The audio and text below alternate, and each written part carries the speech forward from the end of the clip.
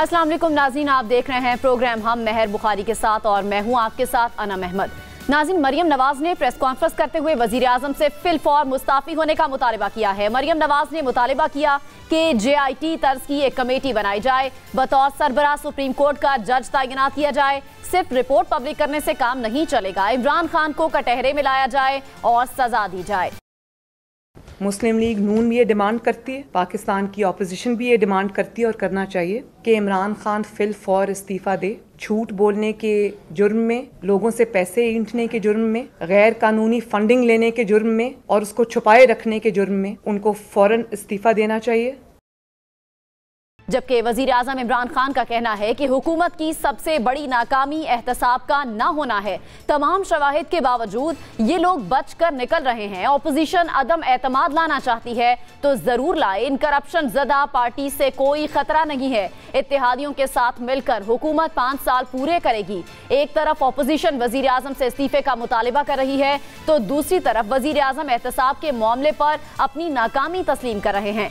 दूसरा बड़ा मामला चेयरमैन नैब की गैर जानिबदारी पर उठने वाले सवाल हैं। वजीर आजम इमरान खान ने कौमी एहतसाब ब्यूरो के chairman justice retired Javed Iqbal को पब्लिक अकाउंट्स कमेटी समेत किसी भी पार्लिमानी कमेटी के इजलास में पेश होने से रोक दिया है।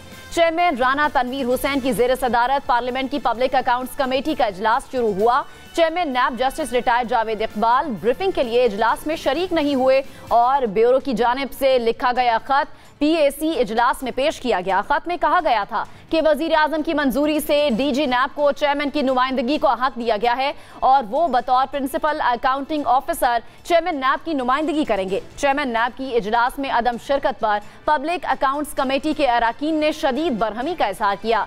चेयरमैन PAC ने मीडिया के नुमाइंदों को इजलास से जाने का कहा, जिस पर कमेटी अराकीन ने एहतजाज किया। PAC के तमाम अराकीन ने इन कैमरा के बजाय इजलास ओपन रखने का मुतालिबा किया। सेनेटर शहरी रहमान ने कहा कि नैब की जानिब से जो भी ब्रीफिंग दी जाए वो सबके सामने होनी चाहिए। PAC अराकीन ने नैब की वसूलियों पर DG नैब से ब्रीफिंग देने से भी इनकार कर दिया और अराकीन के एहतजाज के बायस PAC का इजलास मुलतवी कर दिया गया। चेयरमैन नैब पिछली मीटिंग में आए तो उन्होंने कहा कि जी इनका मैं ब्रीफिंग दूंगा और इन कैमरा ये मीटिंग रख लें। शायद आप भी बैठे हुए थे आप लोग, तो हमने ये फैसला किया कि इन कैमरा होगी। मैंने फैसला किया कि अब इन कैमरा की कोई ज़रूरत नहीं है, लेकिन ये प्रिंसिपल अकाउंटिंग ऑफिसर का काम नहीं था। बिल्कुल राना साहब को एज हेड ऑफ PAC इसके खिलाफ प्रिविलेज मोशन जमा कराना चाहिए नेशनल असेंबली में। इनको प्रिविलेज कमेटी में बुलाना चाहिए कि ये हैं कौन जो PAC को अवॉइड कर रहे हैं, PAC में आना नहीं चाहते। तो ये कौन लोग आ गए पाकिस्तान में? एक तो पहले ये इन कैमरा उनकी रिक्वेस्ट पे रखी गई, ये डेट उनकी रिक्वेस्ट पे रखी गई, फिर ओवरनाइट हमें एक लार्ज लेटर दिखाया गया कि प्रिंसिपल अकाउंटिंग ऑफिसर बदल गए हैं। अब ये बताइए कि उनकी जिम्मेदारी होगी कि वो अब डिसीजंस लेंगे नैब के।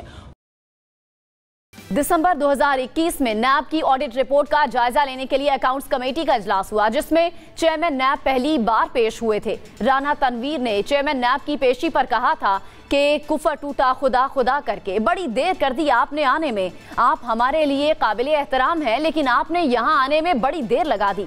चेयरमैन नैब जस्टिस रिटायर्ड जावेद इकबाल ने कहा था कि किसी शख्स को पार्लियामेंट की बालादस्ती से इनकार नहीं। इन्हें एहसास है कि वो 2 मरतबा नहीं आ सके, उनकी जायज़ वजूहात हैं और वो मुगल बादशाह नहीं है। उन्होंने कहा था कि पार्लियामेंट सबसे बालादस्त इदारा है, नैब आइन और कानून से बालातर नहीं है। जब भी इजलास में तलब किए जाएंगे वो जरूर हाजिर होंगे। बशमूल पीपल्स पार्टी अपोजिशन की तमाम जमातें चेयरमैन नैब की जानिबदारी पर सवाल उठा चुकी हैं। इससे कबल पीपल्स पार्टी ने चेयरमैन नैब को पार्लियामेंट में तलब करने के लिए तहरीक इस्तेहकाक जमा कराई, जबकि वजारत खजाना ने बताया कि कौमी एहतसाब ब्यूरो ने कौमी खजाने में कोई रकम जमा नहीं करवाई और वजारत खजाना का कहना था कि सिर्फ 6 अरब 50 करोड़ रुपए की रकम नॉन टैक्स आमदन के तहत मौसूल हुई। बाकी फंड्स कहाँ गए और कहाँ इस्तेमाल हो रहे हैं इसका कोई इल्म नहीं है। उन्होंने कहा कि हम तो नैब हुकाम से पूछ भी नहीं सकते थे कि पैसा कहां से है, कहां है। इन बड़े इंकशाफात के बाद सेनेट की कमेटी ने ऑडिटर जनरल ऑफ पाकिस्तान और नैब के ऑडिटर को खत लिखकर अगले इजलास में तलब कर लिया और कहा कि नैब की जानिब से रिकवर की गई रकम का ऑडिट भी कराया जाएगा। एक तरफ ऑपोजिशन नैब चेयरमैन की जानिबदारी पर सवाल उठा रही है, तो दूसरी तरफ आज पीपल्स पार्टी की कोर कमेटी के इजलास में हुकूमत मुखालिफ तहरीक के हवाले से लाहे अमल को हतमी शक्ल दी गई है और स्पीकर कौमी असम्बली असद कैसर को हटाने के लिए नून लीग से मुकम्मल ताउन का फैसला भी किया गया है। एहतसाब पर उठने वाले सवाल, फॉरेन फंडिंग केस और एस्टेब्लिशमेंट का खुद को किसी भी सियासी लेन देन से अलहदा करने का ऐलान हुकूमत के लिए क्या पैगाम है? सियासत पर कड़ी नजर रखने वाले जीरक तज्जियाकार क्या राय रखते हैं, जानने की कोशिश करते हैं। हमारे साथ स्टूडियोज में मौजूद हैं सीनियर तज्जियाकार शेख वकास ने हमें ज्वाइन किया है और इसके साथ साथ सीनियर तज्जियाकार आरिफ हमीद भट्टी साहब भी हमें ज्वाइन कर रहे हैं।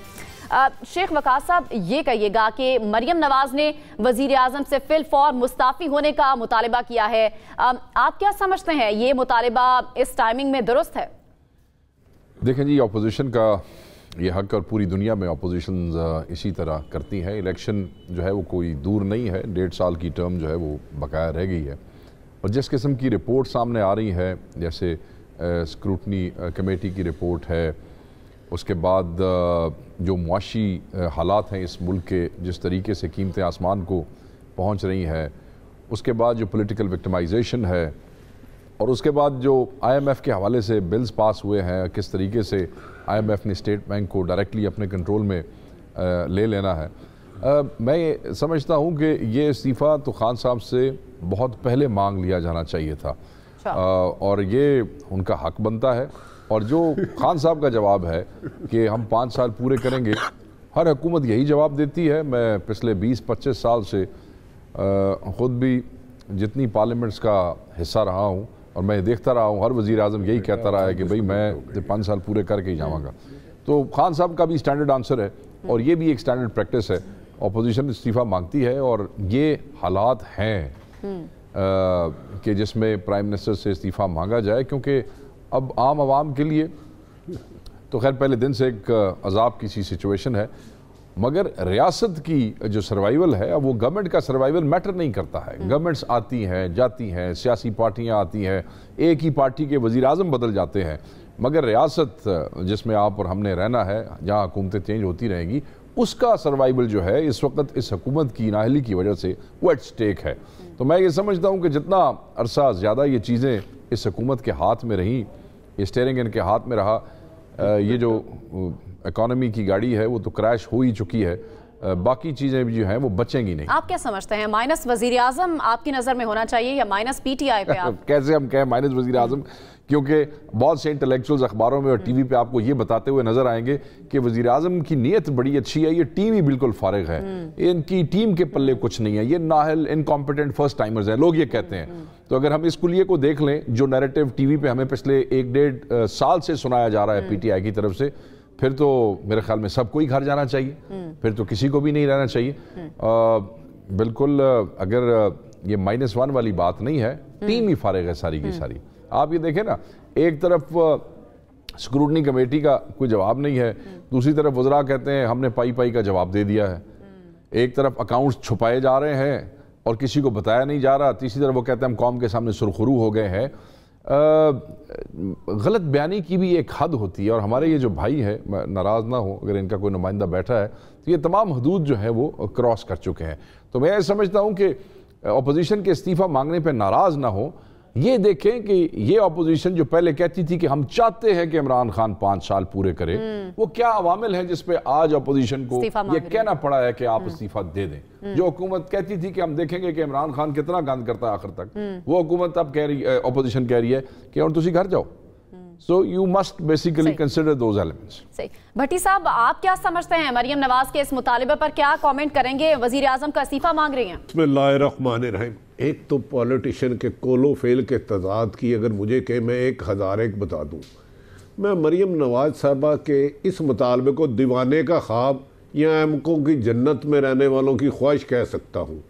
उनके वालद साहब को इमरान खान ने 126 दिन धरना लगाया था तो रोज़ाना इस्तीफ़े का मुतालबा किया था। आज तक पाकिस्तान की हिस्ट्री में किसी ने इस्तीफ़ा दिया? लोग तो कौंसलरशिप से इस्तीफ़ा नहीं देते, लोग तो कौंसलरशिप से इस्तीफ़ा नहीं देते। अगर एक मुजरमा जिसे हाई कोर्ट ने सज़ा दी हो या नैब ने सज़ा दी हो, उसके कहने पर इस्तीफ़े, वो अलग बात है कि इस मुल्क में माशी तबाही का हाल है।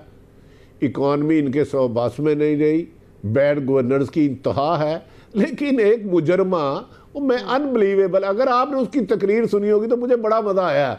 वैसे पाकिस्तान में डील और ढील नहीं होती, पाकिस्तान में लोग कैंसर और हार्ट अटैक से नहीं मरेंगे, सच बोलने से मर जाएंगे। कहते हैं डील ढील नहीं हुई। मरियम के 3 मुतालबे हुआ करते थे, अगर आपको याद हो। ISI के चीफ रिजाइन दे, उनके खिलाफ कार्रवाई की जाए, आर्मी चीफ रिजाइन दे और इमरान खान नबी। 2 मुतालबे कहाँ गए आज? वो आपको नजर नहीं आए होंगे पूरी गुफ्तगू में। कमाल है भाई, तुम कत्ल करो कि करामत करो। मरियम साहिबा का हक है, फॉरेन फंडिंग की इंक्वायरी होनी चाहिए, उस पर सिस्टम करना चाहिए। एक तरफ वो साकिब निसार को तनकीद का निशाना बना रही है, दूसरी तरफ कह रही है चीफ जस्टिस ही करे। तो दूसरी मुझे हैरत वाली बात है, मुझे दुख है कि हम मीडिया वाले शायद हैं, उन्होंने तस्लीम किया है कि जो मैं साफ़ी को कुत्ते और भौंकने कह रही थी ठीक की है, मेरी आवाज़ टेप किसने की है पहले वो बताए। अगर अखलाकियात की पसमानदगी की इस हद तक, निचली सतह तक वो गिर गई है, तो उसके कहने पे रिज़ाइन नहीं देना चाहिए। हाँ, फॉरेन फंडिंग में अगर नजायज़ आया है इमरान खान के ख़िलाफ़ भी वही उसी तरह JIT बननी चाहिए, उसी तरह कार्रवाई होनी चाहिए जैसे नवाज शरीफ के ख़िलाफ़ बनी थी, क्योंकि करप्शन सबके लिए करप्शन होती है। तो क्या भट्टी साहब, जिस तरह मरियम नवाज ने भी प्रेस कॉन्फ्रेंस की है, तो क्या इलेक्शन कमीशन JIT तर्ज की कमेटी बनाने का मजाज है जिसका सरबराह सुप्रीम कोर्ट का जज हो? नहीं, उन बेचारी को कानून का पता नहीं। जब वजीर, उनके वालिद वजीर आज़म ने JIT बनाई थी, वो प्राइम मिनिस्टर और पाकिस्तान ने बनाई थी। उन बेचारी को कानून का नहीं पता। अब्बे की बाप की लाडली खेलने को मांगे चांद, वो नहीं बना सकता election commission JIT, prime minister बना सकता है। उसके मतहत तमाम अदारे होते हैं, FIA, MI, रेंजर, ABCD जितने भी हैं, वो कानून से लाइलमी है। बदकिस्मती है ना कि बच्चे बड़े हो जाते हैं, ये नानी होकर भी अभी तक बड़ी नहीं हुई। इनकी ख्वाहिशें बहुत हैं। मैं कह रहा हूँ फॉरेन फंडिंग केस भी इन्वेस्टिगेशन होनी चाहिए। अगर कहीं नजायज तौर पर पैसा लिया गया उससे ज़्यादा सजा नहीं। अदलिया से मुतालबा, पहले तो अदलिया के वो फैसले मानती हैं, पहले तो ये कर ले। अदलिया से तो उन्होंने कहा था 5 जज उठा के बाहर फेंके। ये खलाई मखलूक, लिखता कोई है, पढ़ते कौन है? इनकी उन बातों पे यकीन कर लूं कि आज यकीन कर लूं? मुझे पहले ये बता देना कि मेरी अगर एक गुफ्तगू में लातदाद तजादात हैं, लातदाद है, मुझे आप मेरी रहनुमाई फरे। हमने मान लिया डील ढील नहीं होती, नवाज शरीफ, ज़ियाउल हक की गोद में नवाज शरीफ नहीं पला, मैंने ये बात तस्लीम कर ली। मुशर्रफ से डील करके नवाज शरीफ बाहर नहीं गया, मैंने ये बात डील कर ली। इमरान खान बगैर किसी मामलात के 2018 में आए, मैंने डील कर ली। चेयरमैन सेनेट के खिलाफ अदम एतमाद में किसी ताकतवर ने हरकत नहीं किया, मैंने ये बात तस्लीम कर ली। जॉइंट सेशन में इन्हें वोट मिला, मैंने ये बात तस्लीम कर ली। नवाज शरीफ बीमारी के बावजूद एक मुजरम पाकिस्तान से भाग गया, कोई डील नहीं हुई, मैंने ये बात तस्लीम कर ली। तो अब मरियम नवाज साहबा, पहले बेहतर ये था कि वो अपना कोड हाई कोर्ट से क्लियर करती, साहब, लेकिन अपने वालिद को भेजा किसने देती, ये मुतालबा उनका जायज है। मैं यही तो आपसे सवाल कर रहा हूं कि ये भी बता देती कि नवाज शरीफ किसके कहने पे गया। वो कहते हैं उनकी जान को आज भी खतरा है। इसका मतलब है पाकिस्तान में 20 करोड़ अवाम है, सिर्फ नवाज शरीफ की जिंदगी को खतरा, बाकी हम आप सब जो किसी के बच्चे हैं, 20 करोड़ अवाम है, वो मर जाए, कीड़े मकोड़े हैं, हमें मार दे। अब मुझे ये बताए ना, वो कह रही है खतरा है, तो वो भी इधर रह रही है, उसके चचा भी इधर रह रहे हैं, सारी दुनिया इधर रह रही है। ये बताए नवाज शरीफ को किससे खतरा है, उसका नाम ले। मेरे और आपसे तो खतरा नहीं है, आपको और मेरा काम सवाल उठाना है। यही बदकिस्मती है कि इमरान खान साहब ने खुद आज तस्लीम कर लिया है कि उनकी नाकामी है एहतसाब में, क्योंकि उन्होंने सिलेक्टेड एहतसाब किया सिर्फ अपोजिशन को दबाने के लिए। काश वो करप्शन के खिलाफ एहतसाब करते, आज लूटा हुआ माल भी वापस आता और ये मुजरमान जेलों में होते। जब एहतसाब अदल की जगह सवाल लेकर भट्टी साहब, मैं शेख साहब की जानिब जाऊंगी। जो वज़ीर आज़म इमरान खान ने आज खुद भी तस्लीम किया है, जिस पर PTI को वोट मिले, जिस पर उनकी हुकूमत बनी, इमरान खान ने एक बार फिर से अपनी हुकूमत के लिए आइंदा 3 माह को अहम करार दिया और साथ ही साथ उन्होंने इस बात को तस्लीम किया है कि एहतसाब ना होने को अपनी हुकूमत की उन्होंने बड़ी नाकामी करार दिया। क्या कहेंगे शेख साहब आप? देखें, ये तो कोई तरीक़ेकार नहीं है और ये खान साहब का पुराना तरीका है पहले जिस वक्त आए थे कि हमें 90 दिन के अंदर हम ये करेंगे, फिर हम साल के अंदर ये करेंगे, फिर डेट्स ही भूल गई थी। और फिर एक दफ़ा इन्होंने एक तकरीर में ये भी कह दिया था, आपको याद हो कि मुझे तो अंदाज़ा ही नहीं था कि मसाइल इतने सारे हैं। और फिर एक दफ़ा आपने वज़रा की निकम्मेपन और नाअहली को जो है उन्होंने एक्सेप्ट किया। ये कौन सा तरीका है कि आप 17 साल की जद्दोजहद करते हैं, उसके बाद आप वज़ीर आज़म पाकिस्तान बन जाते हैं। नैरेटिव आपका ये है कि आपने तमाम करप्ट लोगों को यहाँ से जो है वो कैफरे किरदार तक पहुँचाना है और सारा पैसा रिकवर करना है। उसके बाद अब जब वज़ीर आज़म बनते हैं इस सारी मार्केटेड वो पैकेज के बाद, तो हर 6 महीने बाद आप किसी न किसी नाकामी का एतराफ़ कर लेते हैं। आपकी नाकामी हमने ये नहीं देखा, पिछली हुकूमतों में कोई इकरार भी नहीं करता था, कोई इस बात को तस्लीम भी नहीं करता था कि हम नाकाम हुए हैं या हमारी कोई पॉलिसी नाकाम हुई है। ये कोई बड़ा तमगा देने वाली खान साहब को बात कोई नहीं है, इसलिए कि क्या एतराफ़ कर लेने से खान साहब का नाअहली जो है उस पर लोग इनको माफ़ कर देंगे? क्योंकि हमने मान लिया जी कि हम बड़े नकम्मे लोग हैं तो हम बड़े अजीम हो गए हैं। क्या हमने जो वादे लोगों से किए थे, आपका क्या स्लोगन था कि जो पिछले वादा करते हैं वो पूरा नहीं करते, ये आपका स्लोगन था। अब वादे तो आपने भी किए थे, अब आप पूरा नहीं कर सके हैं, तब्दीली क्या है? वो भी यही बातें कर रहे थे। खान साहब यही नहीं कह रहे कि मैं भी 5 साल पूरे करूंगा जो मर्जी हो जाए, पिछले भी यही कहते थे, हम उन्हें भी कहते रहते थे आप निकम्मे हैं, आप करप्ट हैं, आप पूरा नहीं कर सके, वो भी यही जवाब देते थे। तो मैं ये समझता हूँ कि सिर्फ अपनी गलती को मान जाना, इससे ना आप अजीम होने लगे हैं और ना आपको इलेक्शन में कोई वोट मिलने लगे हैं। लोग जो हैं उनकी ज़िंदगियाँ इस मईशत से वाबस्ता हैं।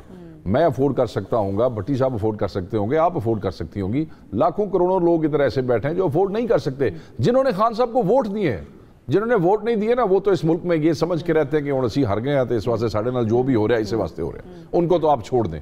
जिन लोगों ने खान साहब को वोट दिए वो तो बेचारे रो भी नहीं सकते किसी के सामने, बड़े शौक से ये तब्दीली की तकरीरें सुना सुना के लोगों को कायल करने की कोशिश करते थे कि जब इमरान आएगा तो उस वक्त हर चीज़ ठीक हो जाएगी, इमरान आएगा वो साफ चली शफाफ चली हो जाएगी सारी चीज़ें। हाँ, उस वक्त कहते ना कि इमरान आएगा तो वो जो गलत करेगा वो मानता जाएगा, तो मंदे जाओ तो आखिर पूरे 5 साल तक मानते जाएं। इससे लोगों को क्या फायदा? इससे परफॉर्मेंस कैसे बेहतर होती है? इससे डिलीवरी कैसे होती है? कौन से वादे ऐसे हैं जो खान साहब ने पूरे इस वक्त कर दिए? तो मैं ये समझता हूं कि ये जो रूटीन है ये बिल्कुल भी अवाम के किसी के भी बारे में नहीं है। तो ये सिर्फ हम बातों में अगर देखें ना, नवाज शरीफ साहब, जरदारी साहब, मरियम नवाज बहुत बुरे होंगे, बहुत चोर होंगे, डाकू होंगे, उचक्के होंगे, आपने सारों को पकड़ लिया, आप उनको अंदर कर दें, उनको सजा दे दें या ना दें, ये इस चीज़ को एक तरफ रखें। आप ये बताएं कि आपने क्या सिर्फ इनको बुरा भला कहने के लिए या सिर्फ काउंटर कहानियां सुनाने के लिए वजारत उज़्मा का ओहदा संभाला था? आप अपनी परफॉर्मेंस पे तो बात करें ना। हाँ जी खान साहब आपने ये वादा किया था मैं नवाज शरीफ को अंदर कर देंगा। हाँ जी खान साहब आपने ये तब्दीली लाने का कहा था, मैं मरियम नवाज को नहीं छोड़ूंगा। हाँ जी खान साहब आपने फलाने इदारे को ठीक करने का कहा था, मैं जरदारी को गर्दन जो फाड़ लूंगा। What nonsense, what nonsense. You are the prime minister of Pakistan, आपने सोल्यूशन डिलीवर करने हैं। पिछले सारे ही बुरे हैं जी, आप छोड़ें पिछलों को, तो बुरे नहीं होते तो आपको किसने मौका देना था? अगर ये बुरों की कहानी आप ना सुनाते तो आपको किसने मौका देना था कि आप कुर्सी के ऊपर बैठ सकें? आपको मौका इसलिए दिया था कि पिछले ठीक नहीं थे, मान लिया। और तुसी कितने को ठीक हो? आप बहुत अजीम आदमी हैं क्योंकि आप अपनी गलती मान लेते हैं। वो तो कह रहे हैं हम पिछला गंद साफ कर रहे हैं, अभी हमें बड़ा टाइम लगेगा। कौन सा गंद साफ किया? वो आधा गंद नहीं, एक्चुअली मेरे ख्याल में जहां तक मैंने 75% गंद तो अपने साथ लिए फिरते हैं। कैबिनेट में आपको गिनवाऊं या नेशनल असेंबली के अंदर आपको गिनवाऊं या वो जो मशीर जो हायर करते हैं वो आपको गिनवाऊं, किसकी मैं आपको बात कराऊं? वो सारा गंद तो अपने साथ लिए फिरते हैं। मतलब पिछलों का जो गंद इनके साथ है वो साफ हो गया और जो गंद पीछे रह गया वो गंद हो गया। क्यों? खान साहब कौन सी ऐसे अजीम हस्ती है कि जो इनके साथ टच होगा वो ठीक हो जाएगा और बाकी सारे गलत हो जाएंगे? मैं ये समझता हूं कि अपनी नाअहली को बातों में ज्यादा अरसे तक आप कहें जी, बुरा कहें नवाज शरीफ को, आप गालियां निकालें आसिफ अली जरदारी को, आप बुरा भला कहते रहे मरियम नवाज को, मगर इसके बावजूद आप नाअहल है, आपकी वजह से आवाम अजियत में है, इस हकीकत से आप मुंह नहीं छुपा सकते। ठीक। भट्टी साहब आपने भी एक खबर दी, डील से मुतालिक तो बात आपने भी की थी और पेशावर में कुछ मुलाकातों के बारे में आपने बात की। किसकी मुलाकात किससे हुई, क्या डील हुई? देखिए मैं आज भी उस खबर पे कायम हूं जो कि ताकतवर हल्के सख्त नाला है, लेकिन इनकारी तो दोनों जानिब से है ना, डील देने वाले लेने वाले दोनों इनकार कर रहे हैं भट्टी साहब। अच्छा डील की कभी रसीद हुई है? नवाज शरीफ डील करके मुशर्रफ साहब के साथ गए थे और खाना काबा और मदीने में रोजा रसूल के पास बैठ के कहते थे लाना तो जिसने डील की तो सऊदी सफीर ने आके दे दिया था। क्या मोहतरमा मरियम शहीद नवाज शरीफ बेनज़ीर कियानी नहीं मिले, मुशर्रफ नहीं मिले थे दुबई उनमें? क्या इमरान खान साहब को अब डील के तहत नहीं लाया गया? अगर वो डील नहीं है तो वजीर आजम इमरान खान खुद अपनी कबीना में ये क्यों डिस्कस करते हैं कि एक मुजरम को सजा खत्म कराने के लिए बुलाया जा रहा है? मुझे बताइए, तो मैं तो नहीं कह रहा, खुद पीपल्स नून लीग कह रही है कि आजकल ताकतवर हलकों से गारंटी मांगी जा रही है। नवाज शरीफ से वो माफी मांग रहे हैं कि हमें दो आओगे तो इक़्तिदार में कुछ नहीं कहोगे। मुझे ये बता दें, चले आप साहिब इल्म हैं, अब आपने भी थोड़ा सा सच बोलना है। मरियम नवाज ने आर्मी चीफ के इस्तीफे से क्यों पीछे हटी? आज जनरल फैज के बारे में क्यों बात नहीं की? सिर्फ मुझे ये बता दें, उनकी 1001 प्रेस कॉन्फ्रेंस तकरीरें निकालने वो शुरू ही वहां से होती थी। ओ भाई, तुम पियो तो हलाल, हम पियो तो हराम। आपका कुत्ता टिंग टोली तो हमारा कुत्ता कुत्ते का बच्चा। खुदा का खौफ करो यार। ये डीलें कभी जो करते हैं हमसे पूछ के करते हैं, हमें बता के करते हैं। जनूबी पंजाब इमरान खान को किसने दिया था? मैं आपको हिस्ट्री बता रहा हूँ। नवाज इस वक्त एक मुजरम किसके कहने पे बाहर गया है? नवाज शरीफ साहब मुशर्रफ दौर में थे, पाए पकाने वाले गए, खड्डे बनाने वाले गए, उनको दबाने वाले गए। 100 से बंदा ज्यादा था और उस जहाज में अरबों रुपए के हीरे जवाहरात थे जिसमें रातों रात भेजा था। वो तो डील नहीं थी। ओ भाई, आप मानते नहीं, आप ताकतवर इतने हो कि हम माड़े इतने हैं। इस मुल्क में डाडे दी सत्ती भी 100 हुए थे, माड़े दी 100 भी सत्ती है। हम क्या करें? ये शेख साहब को कोई कुरान पे हलफ रख के दे दे कि नहीं इस मुल्क में दबाव पड़ता तो मैं माजरत कर लूंगा। चलो मैं शेख साहब को ही मुनसब बनाता हूँ, अल्लाह वारस है, मेरी कोई शान में कमी नहीं आएगी, मेरी कोई वो नहीं है। बताइए, इनसे पूछे। मैं इत्तेफाक करता हूँ भट्टी साहब, गुफ्तगू को इधर से आगे बढ़ाएंगे और आपकी बात का भट्टी साहब जवाब भी लेंगे शेख साहब से और कुछ मजीद भी उनसे तजिया लेंगे बतौर सियासतदान उनकी इस बारे में क्या राय है, लेकिन इस ब्रेक के बाद।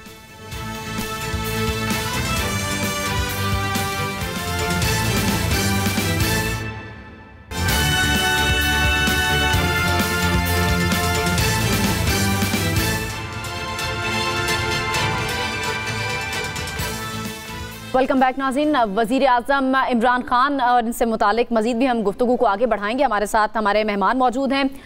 शेख साहब, आपसे गुफ्तगू के सिलसिले को आगे बढ़ाएंगे। एक तो जो भट्टी साहब आपसे इससे पहले ब्रेक से पहले बात कर रहे थे और साथ ही साथ ये भी कहेगा कि वज़ीर आज़म इमरान खान का ये कहना है कि हुकूमत के लिए आइंदा 3 महीने काफ़ी अहम है, महंगाई को कंट्रोल करना होगा। खैबर पख्तूनख्वा के बल्दियाती इंतखाबात में शिकस्त की वजह पार्टी को बहुत नुकसान हुआ है इस वजह से, और तहरीक इंसाफ इस वक्त कहाँ पर खड़ी है आपकी नज़र में?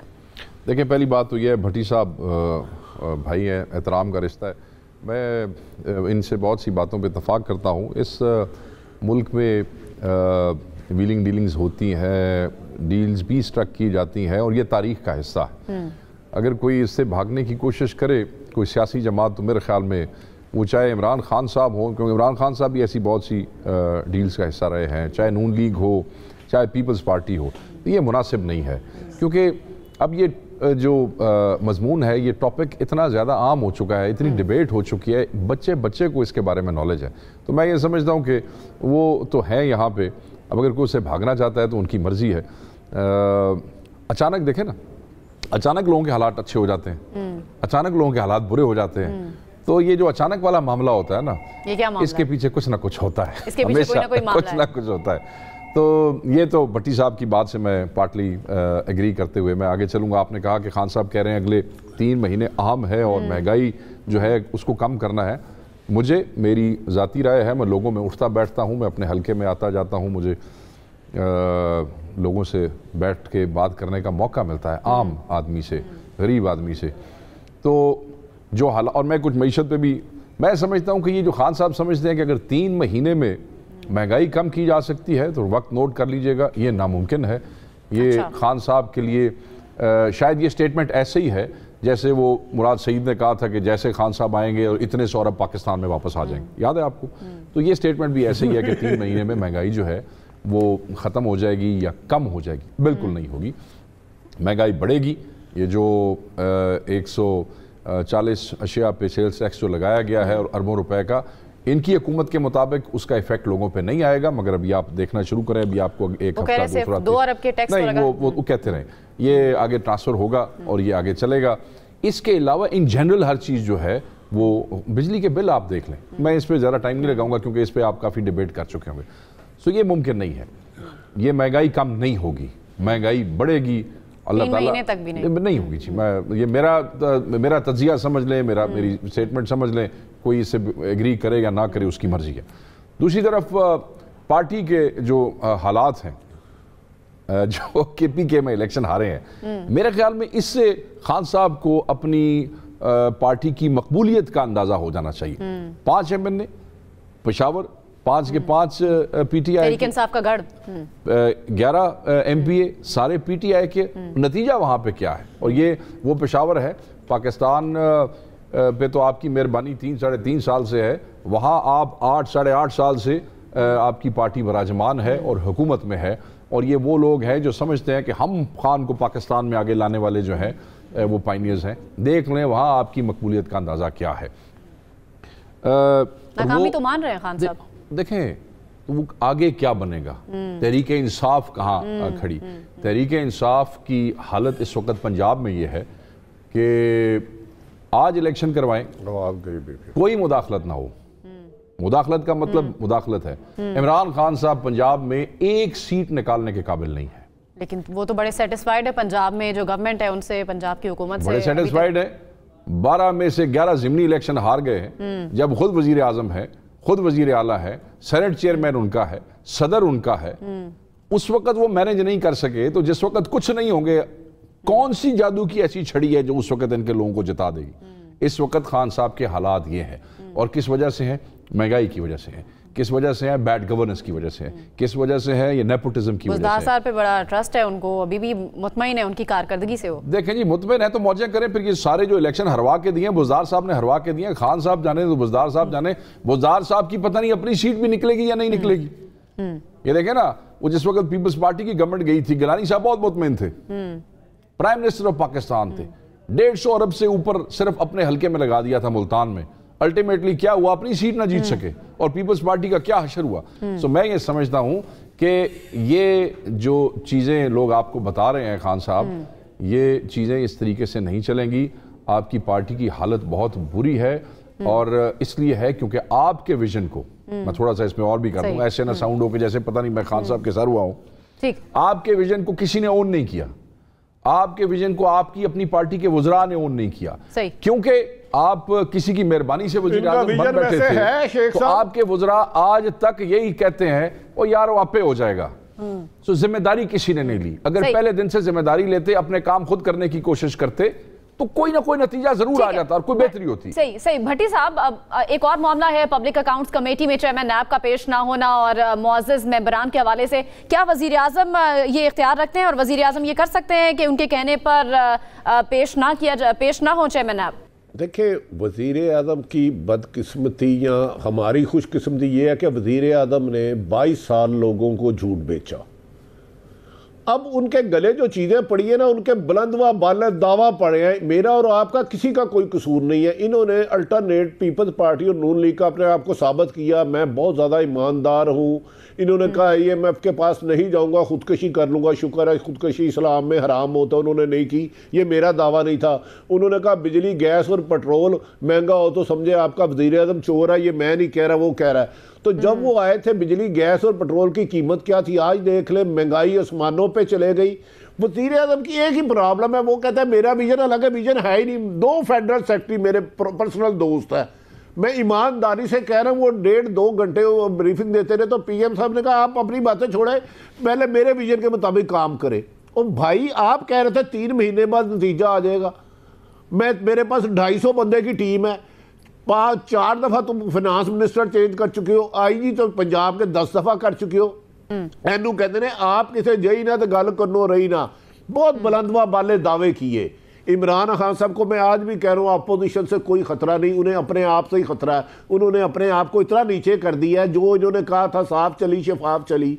इस हुकूमत जाने के बाद ये रिकॉर्डिंग का हिस्सा रख लें, 5 नैब बनेगी इनके कारनामों के लिए, इनकी टीम के 5 नैब मैं आपको एक दो नहीं कह रहा, पंजाब में जो लूट मार हो रही है, you can't imagine.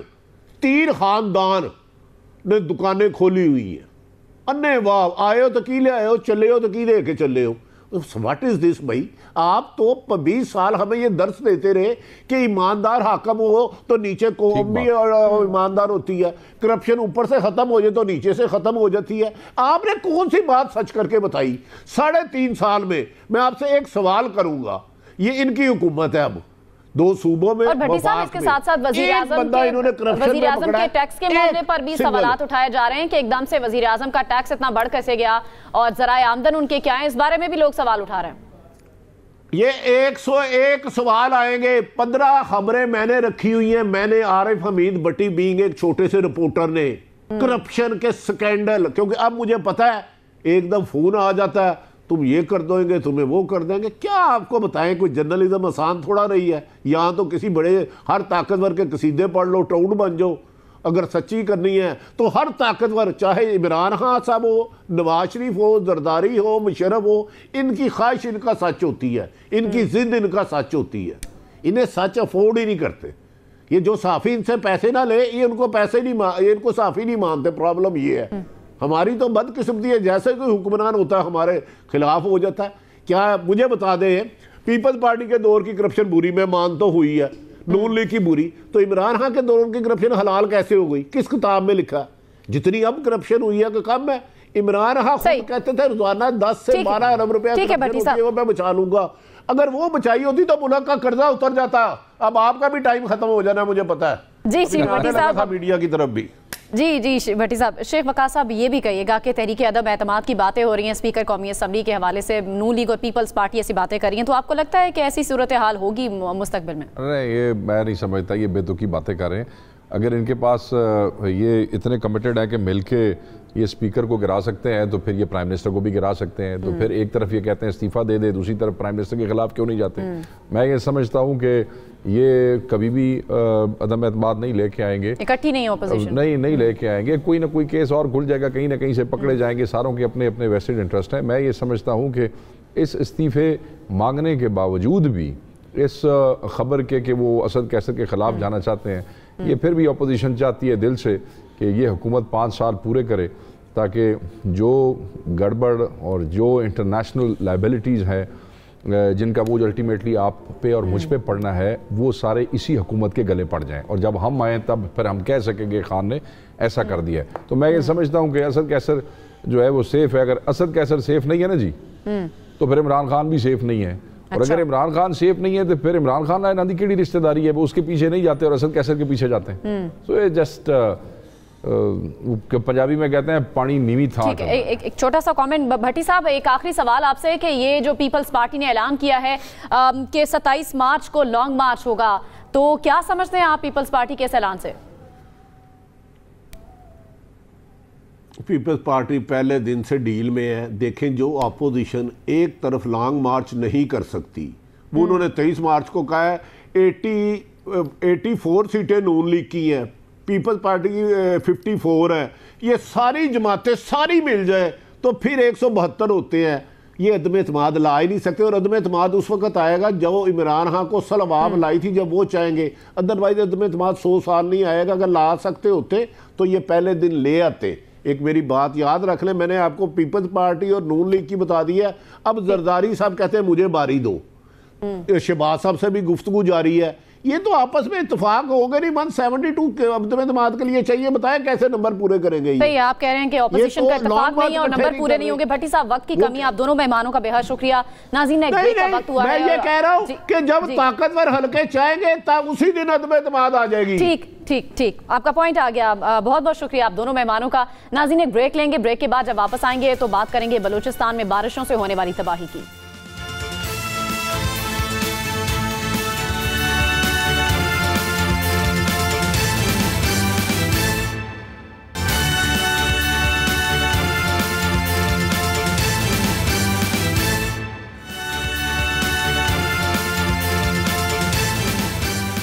Welcome back नाज़रीन। बलूचिस्तान में तूफानी बारिशों ने तबाही मचा दी है। जिला गवादर, केच और पसनी में इमरजेंसी नाफिज कर दी गई। गवादर को आफतजदा करार दे दिया गया है। सैलाबी रैले से चमन शहर के शिमाली और जनूबी हिस्से शदीद मुतासिर हुए। तूफानी बारिशों से बलूचिस्तान में राब्ता सड़कें तबाह हो गई और सैकड़ों घर मलबे का ढेर बन गए। गवादर में मलाबंद, कोहबंद वार्ड और गनी लाइन, फाजल चौक और कमाड़ी के इलाकों में पानी घरों में दाखिल होने से सैकड़ों खानदान शदीद मुश्किलात का शिकार हो गए। सिर्फ मलाबंद के इलाके में 500 से ज्यादा घरों में पानी दाखिल हो गया।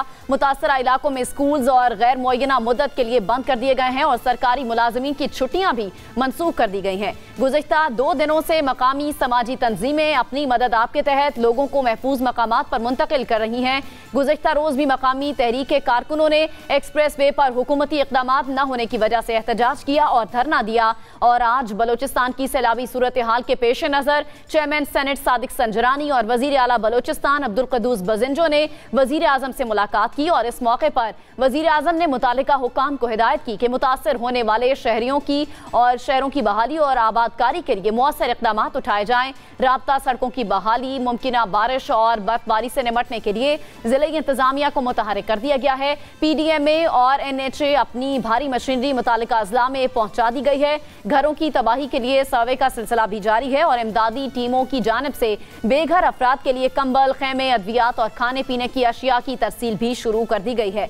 मगर हुकूमत बलूचिस्तान ने ताहाल NDMA से मदद लेने से इनकार कर दिया है। सरहदी इलाकों में पाक फौज इमदादी कार्रवाइयों में मसरूफ है। पसनी, सरबंद, नगोर और जियोनी के इलाकों में लोगों को खुराक और दीगर इमदादी सामान फराहम किया जा रहा है। शदीद बारिशों से बलूचिस्तान में निज़ाम जिंदगी मफलूज होकर रह गया है। बलूचिस्तान में हर साल मौसम सरमा और मानसून तबाही लाता है। हर साल हजारों लोग बेघर हो जाते हैं। 6 माह पहले मानसून में सैलाबी कैफियत के पेश नज़र हुकूमत को इमरजेंसी नाफिज करना पड़ी। सैकड़ों मकानात तबाह हो गए, लेकिन हुकूमत और हुकूमती इदारे पेशगी इक़दामात की बजाय आफत टूटने का इंतजार करते हैं। इसी पर बात करते हैं। हमारे साथ ब्यूरो चीफ कोयटा अयूब तरीन मौजूद हैं।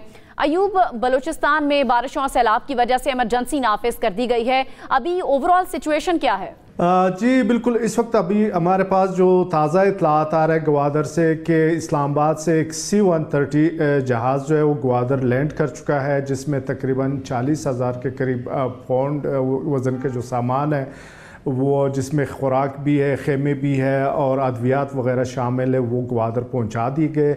और ये ग्वादर में जो ग्वादर और तुर्बत में जो हालिया सैलाब और बारिशों से जो मुतासरा अफराद है, जिस तरह आपने बता दें कि वो सैकड़ों की तादाद में है लोग जो बेघर हुए हैं। और इस वक्त ग्वादर शहर की जो सूरत हाल है, वहाँ ज़्यादातर ऐसे घर है कि अभी तक वहाँ पे पानी जो है वो घरों के अंदर मौजूद है। उसको निकालने के लिए बकौल ज़िले इंतज़ामिया के उन्होंने इक़दाम शुरू कर दिए हैं और PDMA की जानिब से भी ये कहा गया है कि वहाँ पे इमदादी काम भी शुरू हो चुका है, खेमे भी दिए जा रहे हैं और लोगों को महफूज मकामात पे भी मुंतकिल किया जा रहा है। लेकिन ग्वादर से जो हमारे पास जो दूसरे ज़राए से इतलात आ रहे हैं, उनका ये कहना है कि अभी तक PDMA की जानिब से उस तरह वो इमदादी काम अभी तक शुरू नहीं हुए जो होने चाहिए। आज तीसरा दिन है इन बारिशों का और आज थोड़ा सा लाइट और बादल कम थे। तो इस सिलसिले में जब DC ग्वादर से हमने बात की, उन्होंने कहा कि फौरी तौर पर ज़िला ग्वादर और तुर्बत केच में जो है वो इमरजेंसी नाफिज कर दी गई है।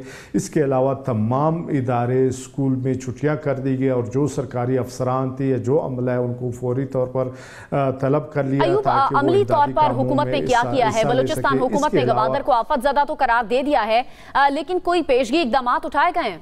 जी, इससे महकमा मौसमियात ने बहुत पहले ही ऐलान किया था कि ये जो अभी सैलाब और बारिशों का जो नया सिलसिला शुरू होगा, तो उन्होंने ये ख़दशा भी ज़ाहिर किया था। PDMA ने ऐलान किया था, तमाम डिस्ट्रिक्ट्स को उन्होंने वार्निंग भी दी थी और ये भी कहा था कि वो अपने अपने इलाके में खुराक, खेमे और जो ज़रूरत की चीज़ें वो जमा भी कर लिए। और PDMA यहाँ जो डायरेक्टर जनरल है नसीर अहमद ख़ान नासिर, उनसे भी हमने बात की तो उन्होंने कहा हमारे साथ तमाम इंतजाम मुकम्मल है। अब वहाँ पे जो है मशीनरी भी पहुँचा दी गई है ताकि वो जो घरों से पानी निकालने का अमल है उसको शुरू किया जा सके।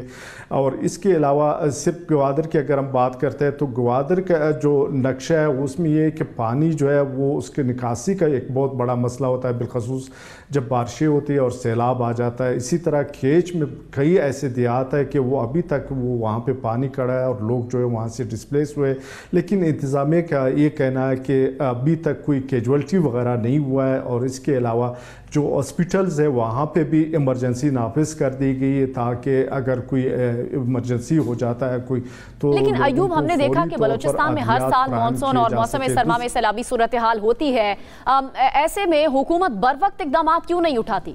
जी, हुकूमत की जानिब से हमेशा ये कहा जाता है कि वो बर वक्त इकदाम कर लेते हैं। दूसरा ये कि चूँकि बलूचिस्तान एक वसी वारिस सूबा भी है और जो फासले है वो भी बहुत ज़्यादा है, और फिर अभी बारिशों की वजह से सड़कें भी बहुत सारे इलाकों में सड़कें भी पानी में बह चुकी है, तो इस वजह से हुकूमत को मुश्किलात का सामना है। लेकिन जिस तरह होना चाहिए था उस तरह शायद अभी तक नहीं हुआ है। लेकिन ख़ुद वज़ीर आला बलूचिस्तान ने भी कहा है कि वो उनकी ये कोशिश है कि वो फौरी तौर पर जो मुतासरीन है उनको रिलीफ दिया जा सके।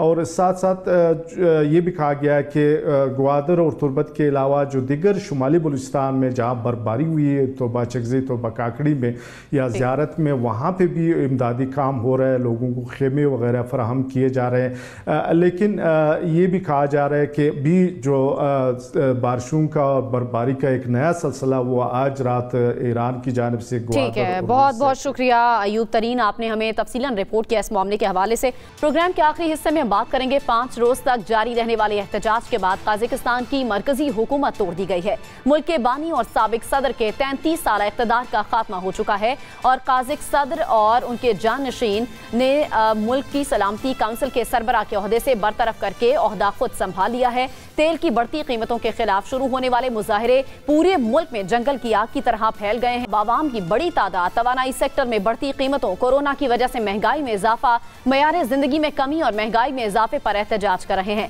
ये एहतजाज पाकिस्तानी रियासत के लिए भी एक सबक है। मुल्क में महंगाई और तारीख की बुलंद तरीन सतह पर पहुंच चुकी है। तिजारती खसारा 2 गुना हो गया है, जबकि पेट्रोल, बिजली और गैस की कीमतों में आए रोज इजाफा हो रहा है। ऐसा ना हो कि लोग काज़ाकिस्तान की तरह सड़कों पर निकल आए। वजीर आजम साहब आवाम को रिलीफ दें, इससे कबल के आवाम अपना हक मांगने के लिए सड़कों पर निकल आए। नाज़रीन, प्रोग्राम से अब तक के लिए इतना ही। मुझे इजाजत दीजिए। अल्लाह निगहबान।